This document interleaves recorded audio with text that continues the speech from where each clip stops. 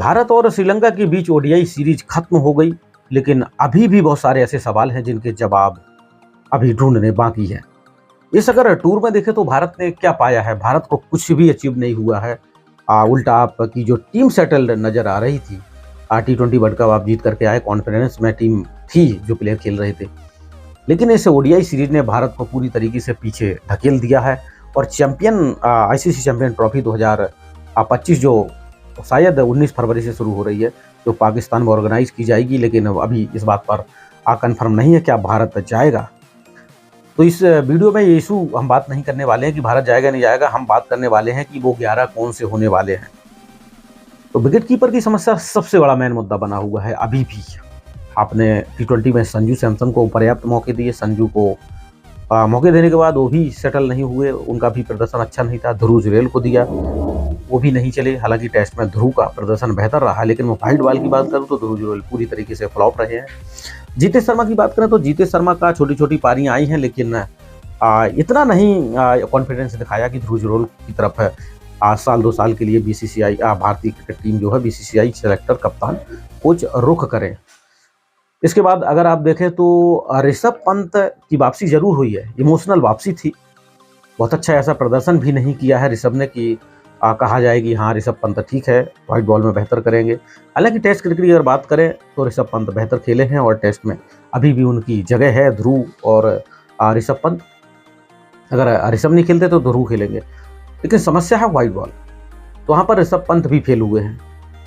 KL Rahul रहे हैं, जिन्हें लग रहा था कि शायद ओडीआई में एकदम फिट हैं और कप्तानी की दौड़ में भी सबसे ऊपर थे, लेकिन शुभमन गिल देखिए कप्तान बन गए। और एक ऐसा फिर से केएल राहुल की लाइफ में एक ऐसा दौर आया है जब उनकी टीम में जगह नहीं है। बराबर उनको मौके दिए गए, लेकिन उनकी जो बैटिंग है, उनकी टेक्निक है, पूरी तरीके से फ्लॉप रही है। स्ट्रगल करते हुए आए हैं और रन नहीं बने हैं, तो उनकी भी जगह देखिए वनडे क्रिकेट से चली गई। T20 में तो आप सोचिए मत। अगर आप इधर देखें ईशान किशन के लिए, तो ईशान किशन ऐसे प्लेयर थे जो व्हाइट बॉल में बिल्कुल फिट हो सकते थे, लेकिन बीसीसीआई के साथ उनकी खटास जो रही है वो न सिर्फ ईशान किशन के लिए समस्या बनी है, बल्कि बीसीसीआई के लिए भी बहुत बड़ी समस्या। अब उस बात का अब अंदाजा लग रहा है कि ईशान किशन को बाहर करके बीसीसीआई का जो फैसला था बहुत गलत था। ईशान किशन का वनडे क्रिकेट में दोहरा शतक है, और नेक्स्ट जो वनडे क्रिकेट खेला था उसमें ईशान किशन को बाहर किया गया था, शुभमन गिल को खिलाया गया। और शुभमन गिल के साथ भी वही समस्या है कि रोहित शर्मा के साथ दूसरे ओपनर कौन है जो कॉन्फिडेंस के साथ बैटिंग कर सकते हो, या चैंपियन ट्रॉफी में आप बिल्कुल एकदम क्लियर माइंड के साथ जाएंगे कि नहीं, जो आईसीसी का जो चैंपियन ट्रॉफी है और पूरा टूर्नामेंट रोहित शर्मा के साथ ओपन करते हुए नजर आएंगे। ऐसा कोई भी बैट्समैन नजर नहीं आता। शुभमन गिल तो खासतौर से बिल्कुल फ्लॉप हुए, और वाइस कैप्टन है तो आप क्या उसे बाहर कर सकते हैं? ये गौतम गंभीर का फैसला था कि वाइस कैप्टन शुभमन गिल को बनाया गया। T20 में और ओडीआई में बुरी तरीके से फ्लॉप रहे हैं।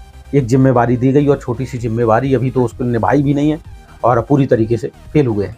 तो शुभमन गिल के बारे में भूल जाइए आप। ईशान किशन ही ऐसे हैं जो पूरा कर सकते हैं, और मुझे लगता है शायद अब बीसीसीआई सोच रही होगी और चैंपियन ट्रॉफी में ईशान किशन की हो सकता है कहीं वापसी हो। अगर डोमेस्टिक उनका बेहतर जाता है तो फिर ईशान किशन को मौके जरूर मिलेंगे। हाँ, संजू को भी ओडीआई में मौका मिल सकता है। बाकी अगर आप देखें तो ऋषभ पंत को आप मौका दे दें, वो आपके फेवरेट हो, ठीक है, लेकिन आपने देखा है किस तरीके का प्रदर्शन रहा है उनका। विकेट कैसे थ्रो किया है, सीधे पैदल चलते चलते जाकर के स्टंप हो गए।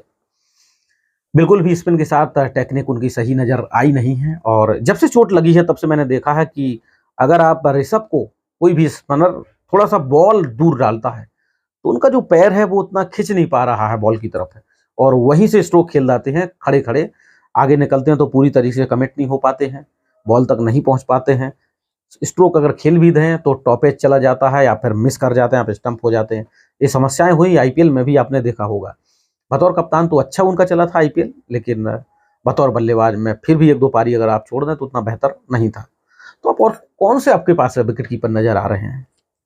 और अब विकेट कीपर है ही है नहीं है। आपने पूरी इंडिया के विकेट कीपर कर लिए, जीतेश शर्मा को ट्राई कर लिया, ध्रुव जुरैल को आपने ट्राई कर लिया, ऋषभ पंत की आपने वापसी कराई, केएल राहुल को आपने खिला लिया, और शुभमन गिल को आप ईशान किशन को आप खिलाना नहीं चाहते हैं। यशस्वी जायसवाल हैं जो ओपनर के तौर पर, मैं विकेट कीपर की बात नहीं कर रहा, यशस्वी जायसवाल को बतौर ओपनर की बात कर रहा हूं कि शायद रोहित शर्मा के साथ अगर ओपन करते हैं और जिस टेम्परामेंट के साथ रोहित शर्मा बैटिंग करते हैं, अगर यशस्वी जायसवाल को जो नेचर है उस तरीके की बैटिंग की और दोनों 10 ओवर खेल गए तो ये समझिए कोई भी टीम हो उसकी तो लंका लगनी ही है।